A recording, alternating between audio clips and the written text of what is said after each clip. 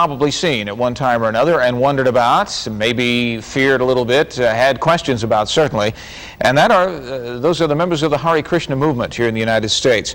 My guest is Srila Gurudeva, who's asked me to simply call him Guru Dev. He is, as I mentioned, the initiating spiritual master, governing body commissioner in the Hare Krishna movement here in the United States, and spends a lot of time here in Texas and in Houston. Good to have you here. We appreciate you very much, Roger. Coming on the show. Tell us something, if you will, a bit, just to form a basis for things, about the history of Krishna and the movement and the religion. Where did it begin and how did it come here? Well, Krishna is a name in Sanskrit for God. So I guess we have to say that this movement began with God. Okay. And traditionally, Krishna is worshipped in India.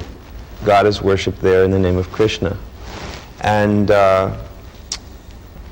the movement came to the United States in 1965 when my spiritual master, his name is Srila Prabhupada, brought the movement from India on the order of his teacher and began the movement. It's not, of course, a new movement. Sometimes people brand us as a cult, but it's far from that. Our scriptures are 5,000 years old, and it's a very traditional and conservative religion. In fact, in India, it's considered to be the most traditional of all the religions practiced there. Why did he feel compelled to bring it to the United States? Well, one who actually has love for God wants to spread it to others.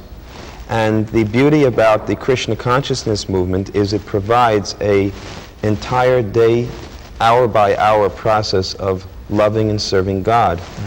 And the very easy method of developing love for God by chanting Hare Krishna. The essence of the religion is to chant the Hare Krishna mantra. These three words, Hare, Krishna, and Rama, are different names for God, and they purify one. So seeing the great irreligion that had spread all over the world has become very materialistic nowadays. Prabhupada felt that there was a genuine need to bring relief to the people of the world. And he felt that the best way to do this was by broadcasting the chanting of Hare Krishna. He first established his headquarters in New York. That's right. And you are very obviously an American, and I would be willing to wager a New Yorker. New Yorker. Okay. You joined in '67, shortly after you arrived. What attracted you to this? What in your life made this seem like a good way to go for you? Well, in college I had been studying philosophy. And so naturally I was searching for the perfect philosophy or way of life. And actually I joined out in San Francisco on the West Coast. I went out after college, I went out to the West Coast, and I happened to meet up with some of the devotees of Krishna who invited me to the local temple there. And that was the first time I met Prabhupada, my spiritual master. Of course, when I first heard him speak, I was a little doubtful, to be very honest. I had seen so many spiritualists and leaders, and I felt many of them were a little bit cheating, to be honest. In what sense? In the sense that they said so many nice things, but they often didn't practice what they preached. Okay. And so I made a very close study, first of all about his teachings, and secondly about his personal lifestyle and the lifestyle of the other devotees there. Then I became a little bit convinced. It is, from what I read, a strict religion, and I understand there are four basic principles that you have to follow. I want to make a statement here to say that that doesn't mean that all of our congregational members follow these four principles. But in order to be an initiated devotee and, say, a minister of our religion, you have to follow four rules. No meat eating or fish or eggs. I was curious to know why eggs were included in that. Well, they have the potential for... to become life. Yeah. Okay. So no meat, fish, or eggs, no gambling, no intoxication, and in fact... that includes coffee. That's right. Coffee, tea. And cigarettes also. Okay. And no illicit sex, which means no sex outside of marriage, and even within marriage for the purpose of procreating children. What is the chanting for? It can sound to someone outside quite relentless, and quite monotonous. Well, one point is that I would say that if anybody tried to chant any word, let's say coffee, coffee, coffee, you get pretty sick of it after a while, and you wouldn't get your thirst quenched. But somehow or other, we're able to chant Hare Krishna throughout the day, throughout our lives, and not get tired. In fact, we relish it more and more. And this is because we actually understand that the name of God and God are non-different. In other words, God is present within his holy name, and Krishna is one of the holy names of God. We don't say it's the only name. So we find that by vibrating God's holy name, we feel ourselves in contact with God. And naturally we feel ecstatic about that. Okay. Do you actively go out and seek converts? I mean, I would gather you believe in proselytizing your religion. Yes, we do. But we don't force people, of course. In other words, this is something which someone's going to have to be convinced by their reason and intelligence, not by blind faith. How does the religion keep going? Is your main source of funds soliciting on the streets, selling the information in the books and so forth? No. Book sales is one of our sources of income. That's probably where most of us have encountered members of your religion. Right. Book selling is one of our major preaching activities, but the largest part of our income comes from our congregational members who support our movement. So we should make this clear. We were talking about this before the show. People that belong to the Krishna religion do not have to dress as you are dressed, do not have to live in the temple, etc. No, most of them don't. Most of them practice Krishna consciousness in their own home. They chant Hare Krishna at home. They chant Hare Krishna on the way to work. You know, probably some of your friends are Hare Krishna people. Maybe they just haven't revealed it yet. Well, they haven't. You're right. We've got to take a break here. We'll be back and talk more about this, and we'll take your questions and comments at 626-2619. So do stay with us.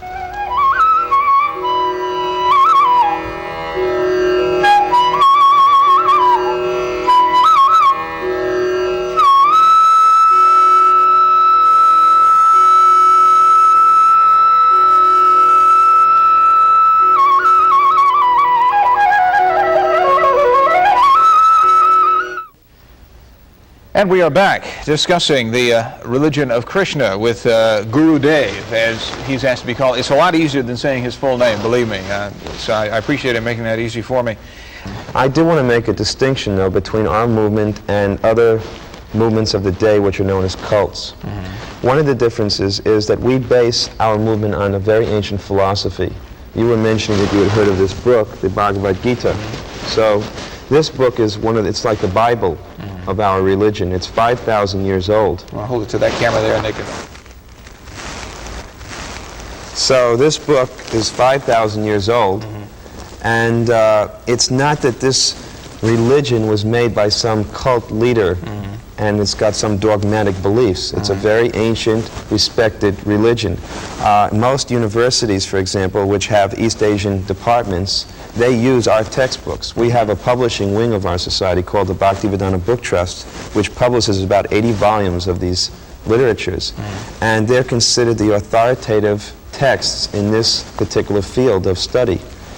So first of all, to distinguish it from, say, a cult, it's not just some cult leader's philosophy. It's a very ancient, respected, bona fide religious philosophy which precedes Christianity and even Judaism.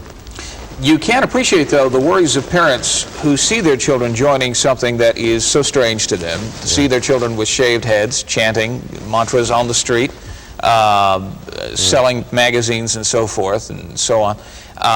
Surely you can appreciate their concerns, though, their worries. Yeah, I think that I do appreciate it. I think, first of all, what they should do is find out more about our religion and see that it's not something which is so different, although I would definitely agree in the garb and in the shaved head, it is a little different. The people who join to become full-time ministers, looks like the president here of our Houston temple was a businessman. He was the head of a business here. And since that time, he's given up his business activities and become a full-time minister and in charge of our activities here in Houston. He's about 32. His wife is a MA degree holder. She was a social worker. So I think the average age here of our ministers is probably around 27 to 28. Hello, you're on the air. Have you got a question? Yes, I was just wondering if he believes in our God, Jesus Christ. Okay. Thank you. I do believe in your God, but I believe that Jesus Christ is the Son of God, as I think he himself said he was. So we believe in both Jesus Christ as the Son of God and also in his Father as God himself. When we say Krishna, we're speaking of God the Father. In other words, we understand Krishna to be the Father of Jesus Christ, and we accept Jesus Christ as the Son of God. Oh, you do? Oh, definitely. That was not an original tenet of the religion, I would imagine, though, certainly if it predates Christianity. No, but in other words, we accepted that Christ came to deliver mankind from their sins, and that he is a chosen son of God for this purpose. What reactions have you gotten from mainstream Christianity or Judaism? Well, people who are open-minded and who are a little bit knowledgeable, they very much appreciate our religion. We have dealings with so many mainstream leaders of religion, and they don't find any contradiction in our teachings. You read the Bhagavad Gita and you read the Bible, and you won't find contradictions. Okay. We have also heard from former members, and this is your chance to respond to this, that very often medical care is reluctantly given if chanting and prayer do not work. This is absolutely untrue. We believe firmly that medical treatment is required. In fact, we say that there's three things which should not be neglected: fire, debt, and diseases. Okay. So we're, here's Houston is a big medical complex. I mean, the doctors should not worry that we're going to keep patients away from them. Of course, if one leads a very God-conscious life, the chance of disease is minimized. For example, we very much regulate our diet, and we eat foods. Like now, I think they've come out with a lot of research about cancer, perhaps being helped, at least, along the way by meat eating. So there's a lot to be said for a vegetarian diet. So our members do find themselves with a lot less diseases. In that sense, I guess the doctors could worry about our movement. They might. Business might be falling off, eh? Hello, you're on Houston Live. Do you have a question? All right. I want to know their feeling on homosexuality in their religion. I barely tuned it in, so I don't. Okay. Thank you. Yeah, we don't feel that homosexuality is a normal experience. We think that it's an abnormal experience, which is the result of a very confused materialistic civilization. So we don't agree that homosexuality is something which is natural. Okay. Line 2 is ready? All right. Hello, you're on the air. Have you got a question? Yes. First of all, I want to say that I'm a Christian. Okay. But I have studied with I did live in an ashram for a little while. And I found the lifestyle very quiet, very calm, and very conducive to, at least, it's very highly concentrated on God. And while I didn't find it satisfying, this was when I was much younger, but they never held me there, they never forced me to do anything. When I left, all I left with was good feelings about the entire experience. This was an ashram in the States? It was an ashram in Denver, Colorado, and I also went to one in New York City. Part of the Krishna movement? Right. Okay. Both of them were in the Krishna movement, and I had been associated with them a couple of times, and I just went and I studied with them. And like I said, I didn't really agree with the philosophy, but Could I ask you? Could I interrupt for a moment and ask you where you disagreed? Well, what did it lack for you? That's really hard to put my finger on. Yeah. It's just like asking me what the Baptist religion lacked for me. 'Cause I'm into the Pentecostal religion now. Okay. So it's sort of hard to say what it will but I mean, as far as chanting on the beads and everything, what is the difference between chanting Hare Krishna and saying a rosary? I mean, same basic ideal. And the Catholics sure don't mind doing that. Good point. So really, what I'm trying to say is it's a valid religion. Okay. And I support them 100%. It's just like I don't agree with like Sun Myung Moon. Now that is a cult, and that is trying to subvert people. But this is not a subversion. This is a very, very old religion. Millions of people in the world believe in it, and it doesn't have anything to do with any of those other things. And that's mainly what I was trying to say. Okay. We appreciate your call. Thank you. Thank you. Okay. We've got to take a break here. We'll be back. We've got a longer segment, and we'll take more of your calls at 626-2619. Do call us, and we'll be right back.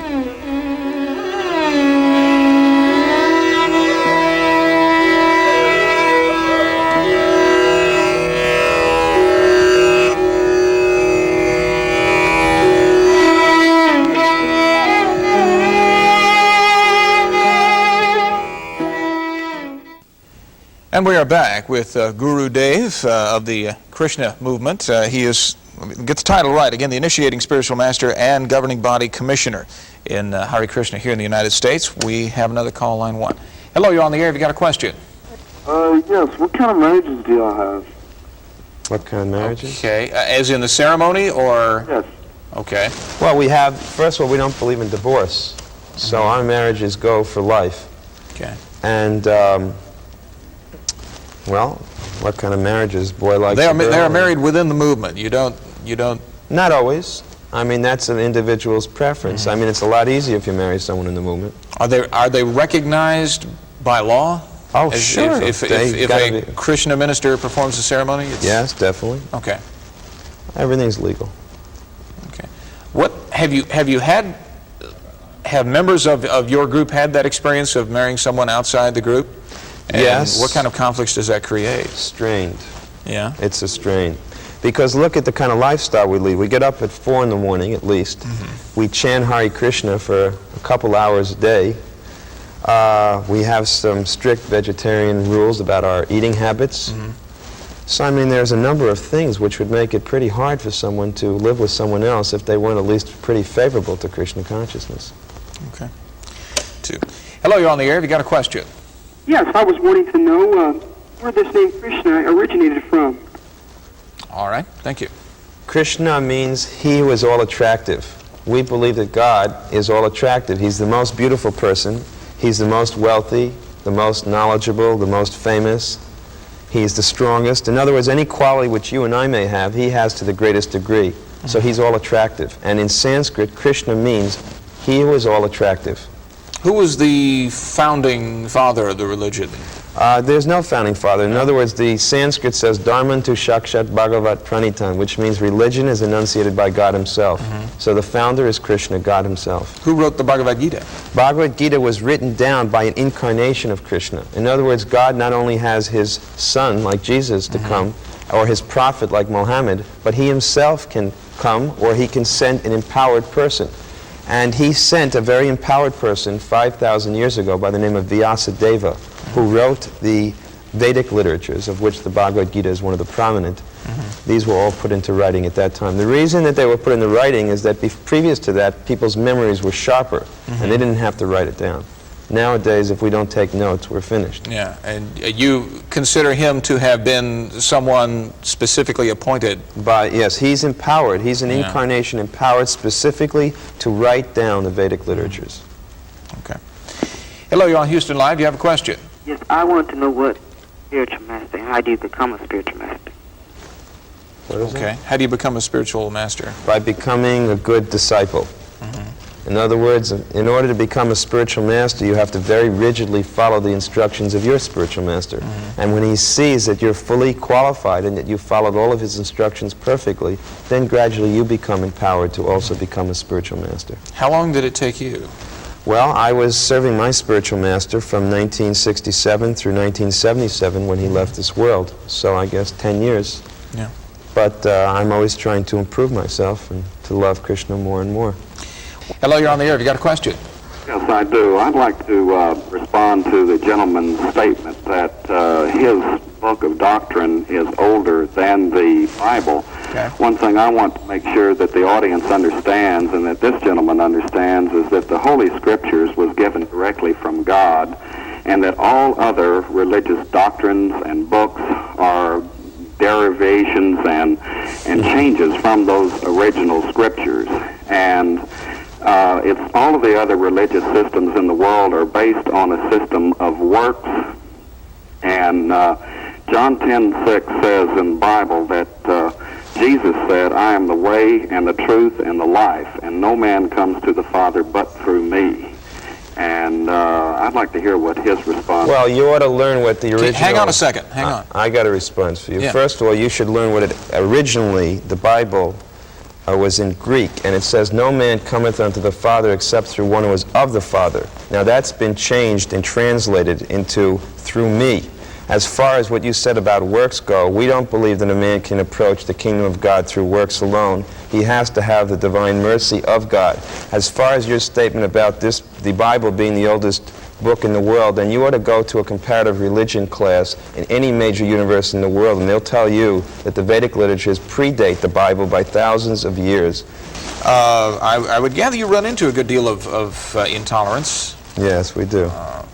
I mean, basically what I would say to this type of a person is that, all right, now, let's see what you're actually doing. Let's see your lifestyle. Are you devoted to God in your activities? In other words, one of the symptoms of someone actually being a follower of God is that they serve God with their heart and their soul. So I invite everybody to come down to our temple. You know, we have a temple here in Houston, and let them personally observe the lifestyle of the people who live there and see how devoted they are to God. What is your tolerance level for other religions, for Buddhism, Hindu, Islam, Christianity, Judaism? We see that all religions, bona fide religions, I don't mean, I would agree with this gentleman, I don't appreciate these cults that have sprung up and, you know, calling themselves religions, but any genuine religion which is based on a bona fide scripture is ultimately bringing someone to the point of love of God.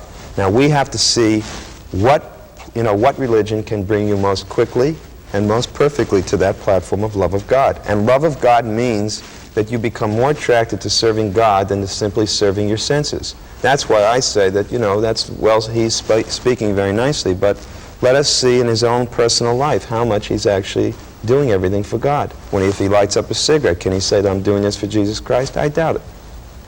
He may, and I doubt it. Okay. Hello, you're on Houston Live. You have a question? Yeah, I have a question about the businessman. Okay. Sounds like a guy that had everything going for him. And then he just quit his job and went to Hare Krishna. Now, what is this man doing to eat and just make a living? Is he just a bum eating Hare Krishna and they give him food or what? All right, thank you. Well, this man works about 19 hours a day to spread, you know, the highest welfare activity of all. I mean, what is the world missing nowadays? There's lots of hospitals, there's lots of schools, there's lots of old age institutions, but look at the newspaper and the world isn't doing too well.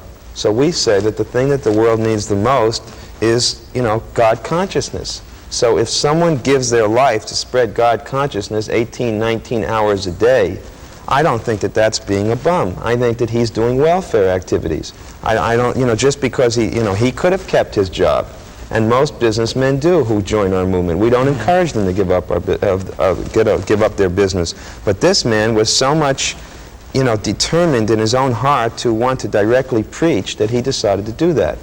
I mean, a lot of people don't do that. But I think it would be unfair to call him a bum. You know. Well, certainly his living, his lodging, etc., is provided though by. Yeah, and let me explain that the lodging, you know, that our devotees have is really simple. Like I've got 2 sets of clothes. This is one, and the other one is being washed right now. Okay. So I mean, and I sleep on a floor, you know, on a mat, on a simple mat. I don't have any bank account personally. I have no personal, you know, savings or of any type. I don't have my own vehicle, and I don't own anything except, you know, this cloth, and someone gave me a watch, and I got my prayer beads. So it's not like we're spending a lot of the public money on ourselves. Well, and in the sense of fairness, it would have to be stated that ministers and priests and nuns and rabbis are paid by the church as well. I mean, they don't have other jobs as well. Yeah.